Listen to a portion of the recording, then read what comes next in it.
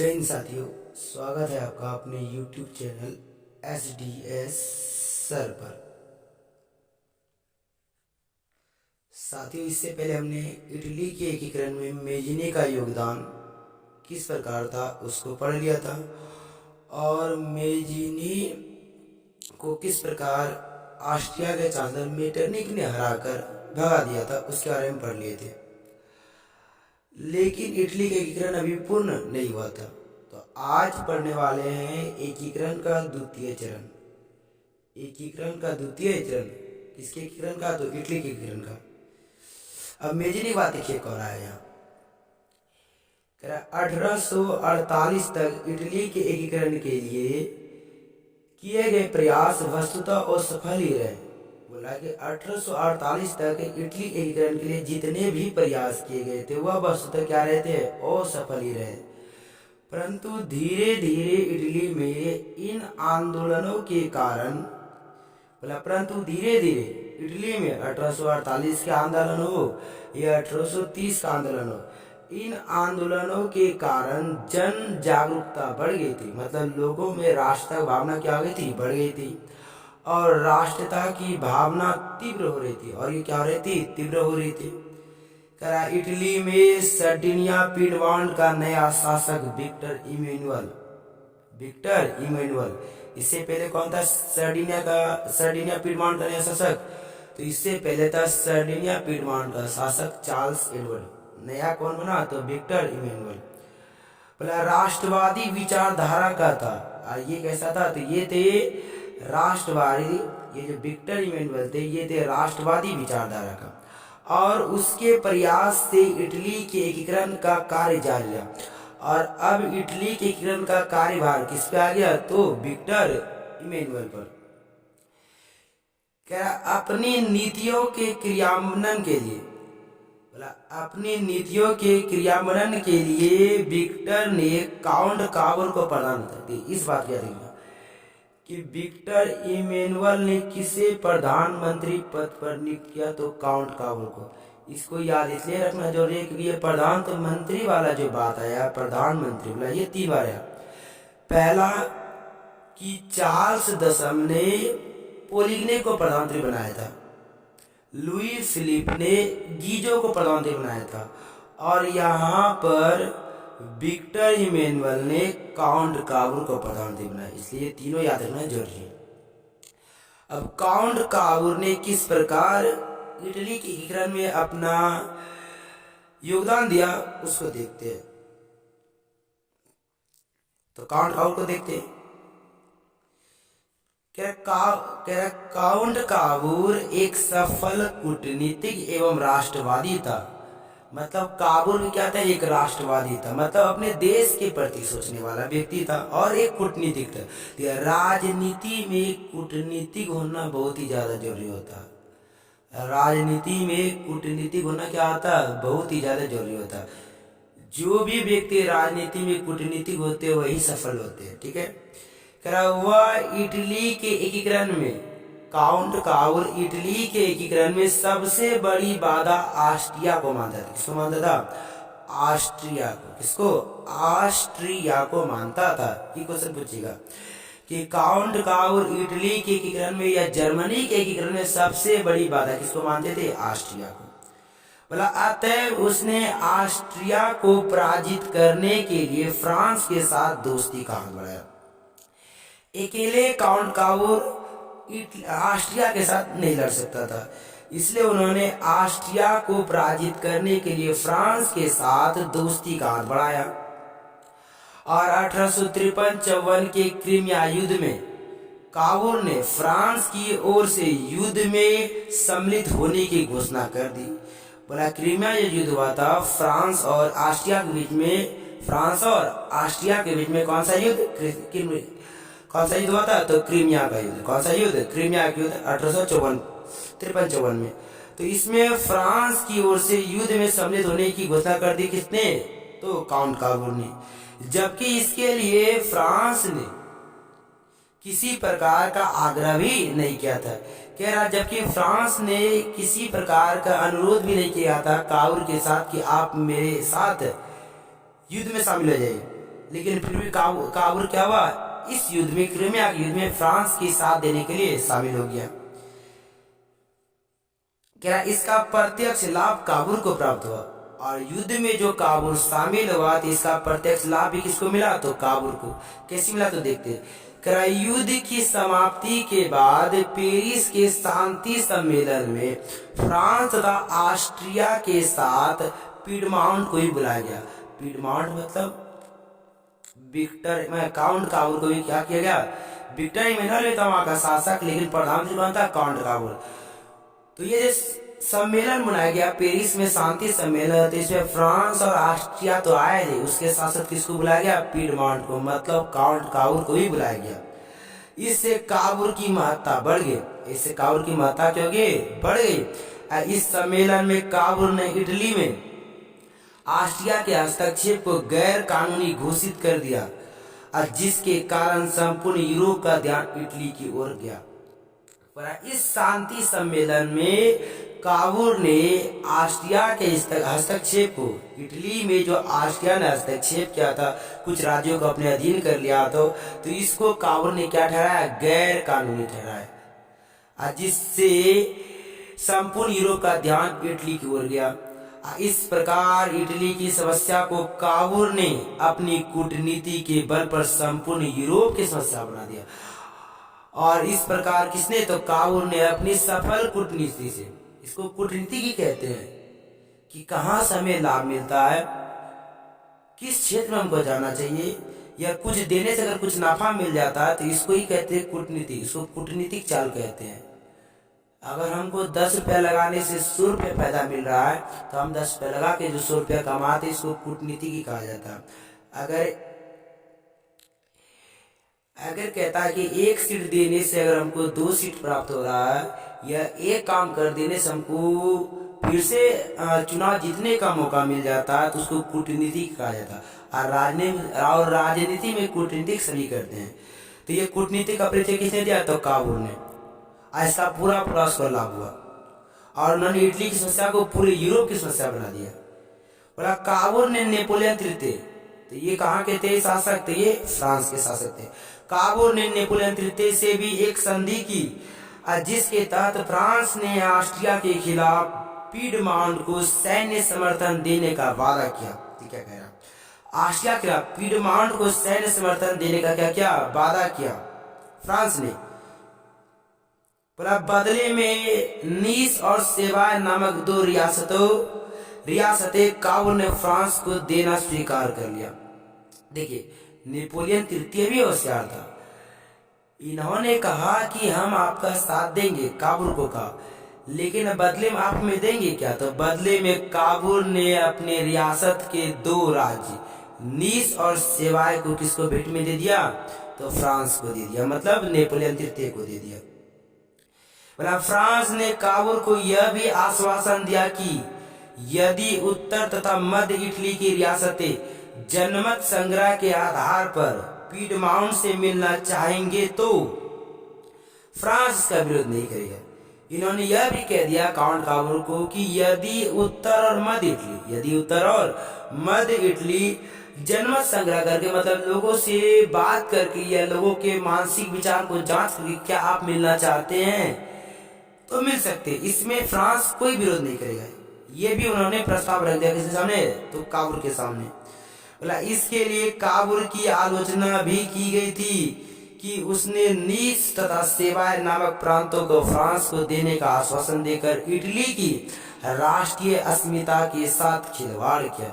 बोला जो कि काबुल ने पूरे इटली के एकीकरण करने के लिए अपने 2 क्षेत्र फ्रांस को दे दिए, इसके लिए काबुल की आलोचना भी हुई, लेकिन काबुल भी सफल कूटनीतिक था। देखिए परंतु यह तथ्य भी महत्वपूर्ण है कि जब तक इटली एक राष्ट्र के रूप में, तब तक इटली एक राष्ट्र के रूप में उभरा भी नहीं था।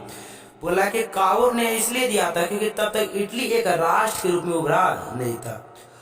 और भी कहा भी जाता है कि अगर 2 की जान जाने से अगर 100 की जान बच जाती है तो उसे ही हम लोग क्या कहते हैं, इंसानियत कहते हैं। और यही अपनाया कि इन्होंने काबुल ने कि दो क्षेत्र को दे देने से अगर पूरे इटली का विलय हो जाए, एकीकरण हो जाए, तो ये ज्यादा महत्वपूर्ण। इसी बात को ध्यान में रखते हुए काबुल ने दो क्षेत्र को किसको दे दिया? फ्रांस को, क्योंकि अकेले काबुल का ऑस्ट्रिया के साथ लड़ना क्या था? एकदम बहुत कठिनाई था, मतलब कष्टदायक था, नहीं लड़ सकते थे। बोला यदि दो प्रांतों को खोकर भी उत्तरी तथा मध्य इटली का एकीकरण हो जाता तो यह बड़ी उपलब्धि थी। कहा यदि दो प्रांत को खोकर भी अगर इटली के एकीकरण हो जाती, यह भी काबुल के लिए बड़ी उपलब्धि थी। कहा क्योंकि फ्रांस से मदद के बिना इटली के एकीकरण काबुल की दृष्टि से में बोला काबुल की दृष्टि में संभव ही नहीं था। काबुल ने यह भी सोच लिया था अगर फ्रांस का मदद हमको नहीं मिलेगा तो इटली का एकीकरण क्या था? एकदम बिल्कुल ही असंभव था। आगे देखिए क्या कह रहा,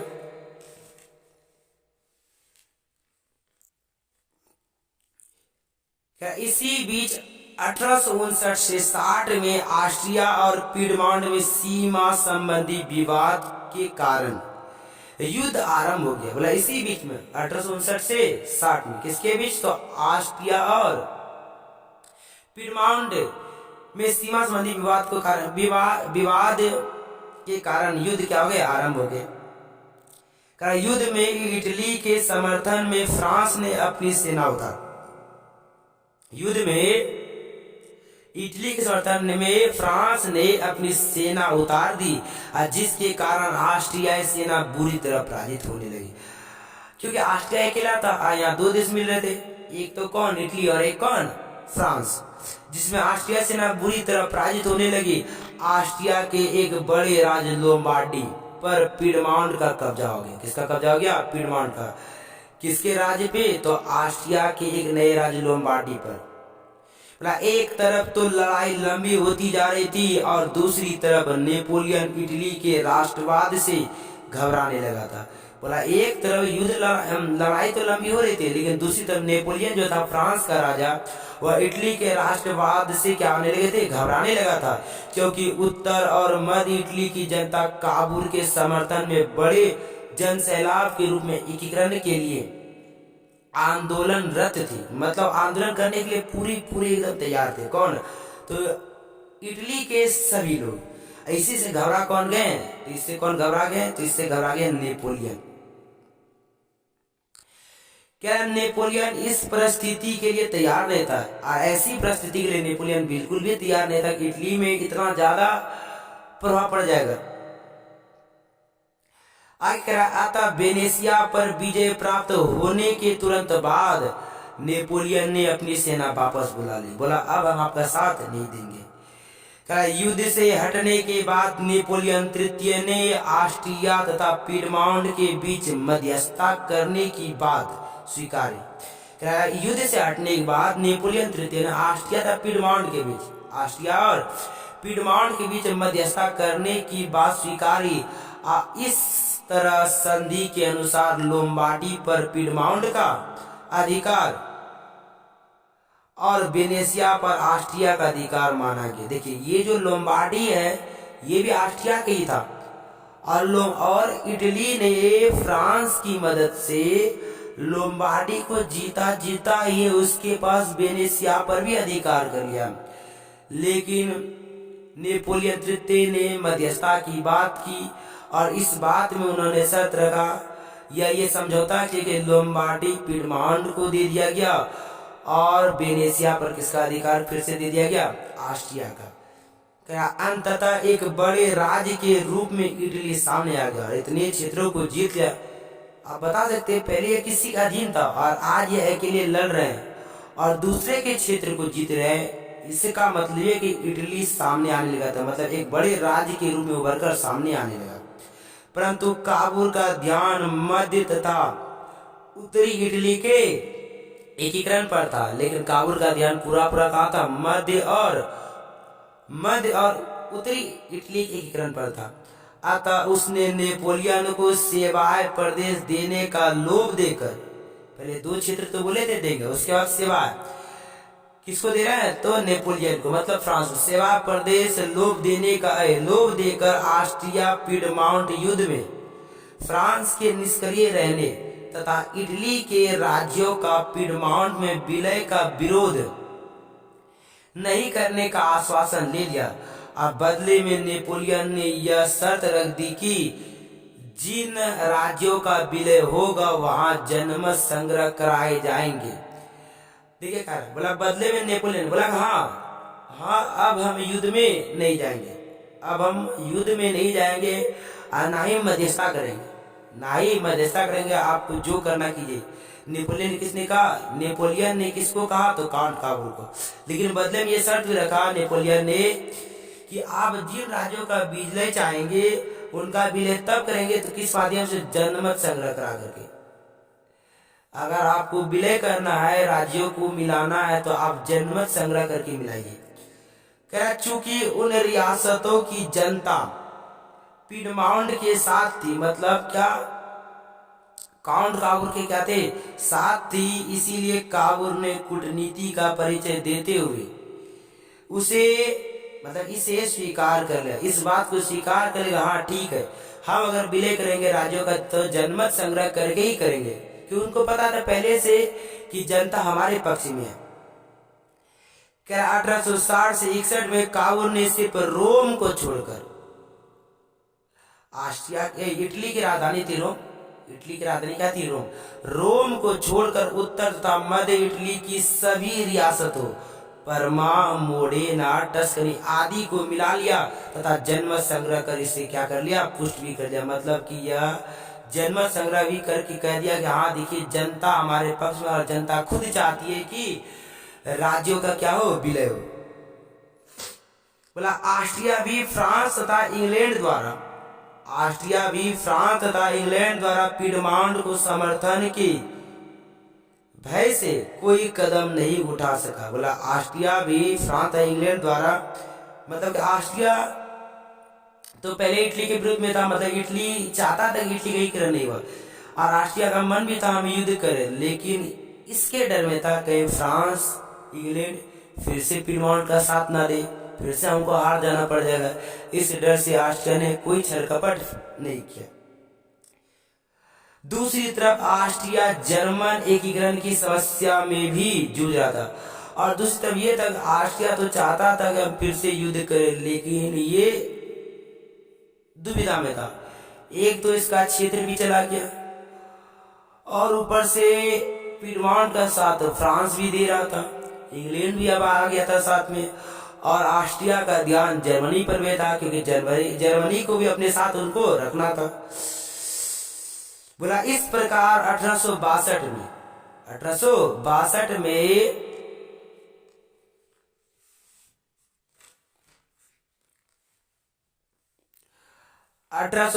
ईस्वी तक दक्षिण इटली, रोम तथा वेनेशिया को छोड़कर बाकी रियासतों का विलय रोम में हो गया। इस तरह 1862 ईस्वी तक दक्षिण इटली, रोम तथा वेनेशिया को छोड़कर बाकी रियासतों क्या हो गया? विलय हो गया। बोला और सभी ने विक्टर इमैनुअल को शासक बना दिया। और सभी ने किसको शासक बना दिया? वहां का विक्टर इमैनुअल को क्या बना दिया गया? शासक बना दिया। तो एकीकरण तो इटली का हुआ, बहुत हद तक हुआ, इसमें काउंट काबूल ने बहुत योगदान दिया, लेकिन अब पूरी तरह से इटली एकीकरण करने के लिए कौन आ गया वहां? तो गैरीबाल्डी आ गया। कौन आ गया? गैरीबाल्डी। इससे क्वेश्चन आपसे पूछा जाएगा, ठीक है। पूर्ण तरीके से इटली का एकीकरण करने के लिए वहां कौन आ गया? तो गैरीबाल्डी साहब जी आ गए। ये उनका पिक्चर है, ठीक है। देखते इन्होंने क्या किया। क्या इसी बीच महान क्रांतिकारी गैरीबाल्डी सशस्त्र क्रांति के द्वारा, मतलब क्या हथियारों के साथ दक्षिणी इटली के रियासतों के एकीकरण दिया। काउंट काबूल ने जो बात किया शुरू से लेके अंत तक हमने सिर्फ देखा, उन्होंने मध्य और उत्तरी ये दोनों ही रियासतों की बात किया, लेकिन गैरीबाल्डी किसके बात कर रहे हैं? तो ये दक्षिण इटली की बात कर रहे हैं। दक्षिण इटली की रियासतों के एकीकरण तथा गणतंत्र की स्थापना करने का प्रयास कर रहा था। कौन? तो गैरीबाल्डी कर रहा था। किसकी स्थापना? तो गणतंत्र की स्थापना करना। गैरीबाल्डी पेशे से एक नाविक था। कई बार क्वेश्चन पूछा, बहुत बार आप इसको वीवीआई कर सकते हैं अगर आप पेंसिल लेके रखे हुए हैं तो। ये क्वेश्चन कई बार पूछा गया। इसमें इसलिए बच्चे कंफ्यूज होते हैं क्योंकि इससे दो क्वेश्चन आता है कि गरिबाल्दी पेशेस क्या आते हैं, तो कोई किसान कह देते तो कोई नाविक कह देते हैं। तो आप देखिए साफ तौर पर यह लिखा हुआ कि गरिबाल्दी पेशे क्या थे, नाविक थे, मतलब नाव चलाने का काम करते थे और मेजिनी के विचारों का समर्थक था। और ये किसके विचारों का समर्थक था, तो जोसेफ मेजिनी का। परंतु बाद में काबूल के प्रभाव में आकर, मतलब बाद में गरिबाल्दी काबूल के प्रभाव में आकर संवैधानिक राजतंत्र का पक्षधर बन गया और गरिबाल्दी ने अपने कर्मचारियों तथा स्वयं सेवकों की सशस्त्र सेना बनाई और उसने अपने सैनिकों को लेकर इटली के प्रांत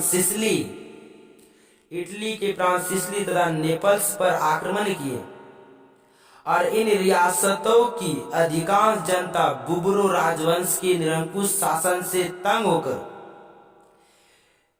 बुबरो किस वंश से, तो बुबरो राजवंश के निरंकुश शासन से तंग होकर, बुबरो वंश का जो शासक था वो था चार्ल्स दसम। कौन था, चार्ल्स दसम। इन्होंने बनाया फिर से किसको था, तो इन्होंने बनाया था किसको, तो इन्होंने बनाया था पोलिगनी को अपना प्रधानमंत्री बनाया था। किसने, चार्ल्स दसम ने। तो बुबरो राजवंश के निरंकुश शासन से तंग होकर गरिबाल्दी की समर्थन बन गए। किसके समर्थक बन गए, तो लोग गरिबाल्दी के समर्थक बन गए। गरिबाल्दी ने यहाँ गणतंत्र की स्थापना की। कहाँ, तो इटली के प्रांत सिसिली तथा नेपल्स पर। किसकी स्थापना की, तो गणतंत्र की स्थापना की तथा विक्टर इमैनुअल के प्रतिनिधि के रूप में वहां सत्ता संभाली। और प्रतिनिधि के रूप में उन्होंने, किसने, गरिबाल्दी ने सत्ता संभाली। क्या वस्तुतः काबूल के विचार गरिबाल्दी से नहीं मिलते थे। ठीक है, वस्तुतः ये जो गरिबाल्दी थे उनका विचार काबूल के विचार से नहीं मिलता था, परंतु काबूल ने उसके दक्षिणी अभियान का समर्थन किया और 1862 ईस्वी में गरिबाल्दी ने रोम पर आक्रमण की योजना बनाई। क्योंकि अभी तक बचा कौन था, तो एक रोम और एक वेनेशिया बचा था। तो रोम पर आक्रमण की योजना बनाई। तब काबूल ने गरिबाल्दी के इस अभियान का विरोध किया और रोम की रक्षा के लिए पीडमाउंट की सेना भेजी। और काबूल ने क्या कर दिया, गरिबाल्दी के इस अभियान का क्या कर दिया, विरोध कर दिया और रोम की रक्षा के लिए काबूल ने पीडमाउंट की सेना भेज दी। इसी बीच गरिबाल्दी की भेंट काबूल से हुई। गरिबाल्दी की भेंट किसी हुई, इसी बीच 1862 में इसकी भेंट किसी हुई, काबूल से हुई और उसने रोम के अभियान की योजना त्याग दी। और काबूल ने जो रोम की योजना बनाई थी उसकी अभियान की योजना क्या कर दी, त्याग दी और दक्षिणी इटली के जीते गए क्षेत्र को बिना किसी संधि के, काबूल ने बिना किसी संधि के, गरिबाल्दी ने बोला काबूल को, किसको, काबूल को गरिबाल्दी ने दक्षिणी क्षेत्र बिना किसी संधि के विक्टर इमैनुअल को क्या कर दिया, सौंप दिया। विक्टर इमैनुअल को क्या कर दिया, सौंप दिया। किसने, गरिबाल्दी ने। बोला गरिबाल्दी को दक्षिणी क्षेत्र में शासक बनने का प्रस्ताव विक्टर इमैनुअल द्वारा दिया गया, लेकिन यह क्षेत्र विक्टर इमैनुअल ने भी नहीं स्वीकारा। उन्होंने फिर से ये जीते गए क्षेत्र को, इस जीते गए क्षेत्र में शासक बनने का प्रस्ताव गरिबाल्दी ने दिया। नहीं, आप ही यहाँ का शासक बनिए क्योंकि आपने इस क्षेत्र को जीता। लेकिन गरिबाल्दी ने इसे अस्वीकार कर दिया। इस प्रस्ताव को क्या कर दिया, वो स्वीकार कर दिया गरिबाल्दी ने। और वह अपनी सारी संपत्ति राष्ट्र को समर्पित कर साधारण किसान की भांति जीवन जीने की ओर क्या गए, अग्रसर। ये आया क्वेश्चन आपका कि गरिबाल्दी पेशे से नाविक थे, लेकिन उन्होंने अपनी सारी संपत्ति राष्ट्र को जब समर्पित कर दी तब वह एक साधारण किसान की भांति जीवन जीने लगे। क्या त्याग और बलिदान की इस भावना के कारण गरिबाल्दी के चरित्र को भारतीय स्वतंत्रता संग्राम के दौरान खूब प्रचारित किया गया। देखिए, क्या इतना बड़ा त्याग गरिबाल्दी ने जब किया तो इसकी चर्चा यूरोप के साथ साथ भारतीय स्वतंत्रता संग्राम में भी होने लगा। तथा लाला लाजपत राय ने उसकी जीवनी लिखी। याद रखिएगा, गरिबाल्दी की जीवनी किसने लिखी थी, तो लाला लाजपत राय ने गरीवाली की जीवनी किसने लिखी? तो लाला लाजपत राय जी ने लिखा। ये भारत के महान क्रांतिकारी थे। 1862 में आगे क्या कह रहे, 1862 ईस्वी में दुर्भाग्यवश काउर की मृत्यु। ये भी क्वेश्चन पूछा गया कई बार कि काउंट काउर की मृत्यु कब हुई? तो 1862 में। काउंट काउर की मृत्यु कब हुई? 1862 है। दुर्भाग्यवश हो गई, और इस तरह वह भी पूरे इटली का एकीकरण नहीं देख पाया। और इस तरह काउंट काउर भी पूरे इटली का एकीकरण नहीं देख पाया। रोम तथा वेनेशिया के रूप में शेष इटली के एकीकरण विक्टर इमैनुअल, दो ही क्षेत्र बचा था, एक रोम और एक वेनेशिया। तो कह रहा रोम तथा वेनेशिया के रूप में शेष इटली का एकीकरण विक्टर इमैनुअल ने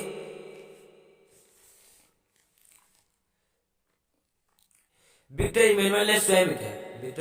विक्टर इमैनुअल ने क्या किया? स्वयं किया।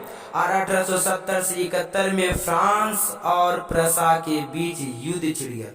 1870-71 में क्या गया? फ्रांस और प्रसा के बीच क्या गया? युद्ध छिड़ गया। किसके लिए? तो रोम और वेनेशिया के लिए। जिस कारण फ्रांस के लिए पोप को संरक्षण प्रदान करना संभव नहीं था। विक्टर इमैनुअल ने इस परिस्थिति का लाभ उठाया और पोप ने अपने आप को वेटिकन सिटी के किले में बंद कर दिया। पोप डर से अपने आप को क्या कर दिया? वेटिकन सिटी में बंद कर लिया। इमैनुअल मतलब विक्टर इमैनुअल ने पोप के राजमहल को छोड़कर बाकी रोम को इटली में मिला लिया। और विक्टर इमैनुअल ने क्या कर दिया? पोप के जो राजमहल था उसको छोड़कर बाकी क्षेत्र को इटली में मिला लिया और उसे अपनी राजधानी बना ली। और रोम को क्या बना लिया? अपनी राजधानी बना ली इटली की। इस नई स्थिति को पोप ने तत्काल स्वीकार नहीं किया। लेकिन जब ऐसी स्थिति बनी तो पोप ने इसे तत्काल मतलब तुरंत स्वीकार नहीं किया। इस समस्या का अंततः मुसोलिनी द्वारा निदान हुआ। और इस समस्या का निदान किसने किया? अंततः मुसोलिनी के बारे में आपने क्लास 9 में पढ़ लिया होगा। बोला जब उसने पोप के साथ समझौता कर वेटिकन की स्थिति को स्वीकार किया तो इस प्रकार 1871 ईस्वी तक इटली का एकीकरण मेजिनी, काबूर, गैरिबाल्डी जैसे राष्ट्रवादी नेताओं एवं विक्टर इमैनुअल जैसे शासक के योगदानों के कारण पूर्ण हुआ। और इन सभी घटनाओं के फासब में राष्ट्रवादी चेतना क्या हो गई? सर्वोपरि थी। देखिए यहाँ क्या बात बोला, बात ये बोला कि विक्टर इमैनुअल ने पोप के राजमहल को छोड़कर शेष रियासत को इटली में मिला लिया। लेकिन यह बात जो रोम के राजा थे पोप को हजम नहीं हुआ। उन्होंने इस समस्या का अंततः जो सुलझाया वो किसने सुलझाया? वो मुसोलिनी ने सुलझाया। किसने? मुसोलिनी। ये फांसीवादी के नेता थे।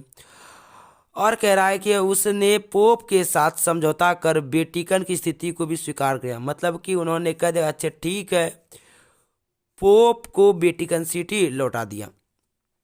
बोला इस प्रकार 1871 ईस्वी तक इटली का एकीकरण। देखिए इटली का क्वेश्चन कई बार पूछा जाता है, कई बार पूछा भी गया है कि इटली का एकीकरण कब हुआ? तो इटली का एकीकरण कब हुआ? 1871 में। तो इटली का एकीकरण मेजिनी, काबूर, गैरिबाल्डी जैसे राष्ट्रवादी नेता एवं विक्टर इमैनुअल जैसे शासक के योगदानों कारण पूर्ण हुआ। ये क्वेश्चन आपको दीर्घ में मिलेगा। ये आपके हिस्ट्री बुक का पहले चैप्टर का पहला दीर्घ है। पूछा जाएगा आपसे कि इटली के एकीकरण में मेजिनी, काउर और गैरिबाल्डी के योगदानों की चर्चा करें, और आपने इसके योगदानों को पढ़ लिया। इन सभी घटनाओं के पार्श्व में राष्ट्रवादी चेतना सर्वोपरि थी। मतलब सभी में राष्ट्रवाद की भावना पूरी तरह से जागृत थी। तो आज हमने पढ़ा इटली का एकीकरण। अगले वीडियो में पढ़ेंगे हम लोग जर्मनी के एकीकरण। ठीक है, वीडियो पूरा देखने के लिए धन्यवाद। चैनल को लाइक करें, सब्सक्राइब करें और शेयर करें। धन्यवाद।